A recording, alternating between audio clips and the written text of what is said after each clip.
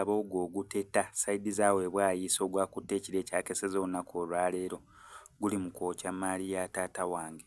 Kugambye story eno nzibuwalidde nnyo okubeera nga ngikola kubanga kyanguwa nga tekibeera ku ggwe, naye ensonga webeera eri ku ggwe esobola okuzibuwalira. Kuddiramu nti emaali eyo eri mu kubeera ng'eteta gy'olaba mu butambi maali erimu eya taata wange.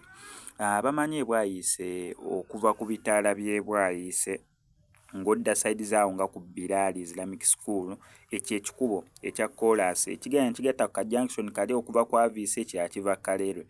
Wakati awo waliwo kampani bbiri, waliwo eya Hema Water sayidi zaawo, then wabeerawo ne kampani eno esooka ey'Ekikalina. Wakati w'ezo kampani waliwo garage ebaddewo ne parking ebaddewo n'amaduuka, babadde bakazimbawo obuduuka obupya buliwo nga ndowooza 6. Sayidi za wano mu maaso waliwo n'amaduuka 2 agasooka ge gakutte omuliro ekiro ekikesezza olunaku olwaleero. Ekifo ekyo kya taata wange era yakivunaanyizibwako, naye zabadde mu ssaawa nga ndowooza 5 ez'ekiro, zadde awo mu 5 kitundu. Nabadde ndi waka ne mukulaba documentary ku NBS, essimu neevuga nga ya maama wange. Nera olwajjayo ne ŋŋamba ssaawa 5 n'ekitundu maama wange ali mu kunkubira, ali mu kuŋŋamba ki?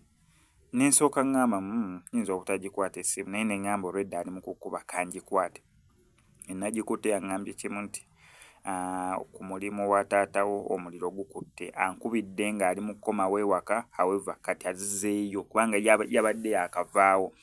Ne bamukubira essimu ng'ali mu kkuba ali kumpi tuuka waka nti omuliro gukutte eno gy'ova, ate n'akwata ekkuba asobole okuddayo.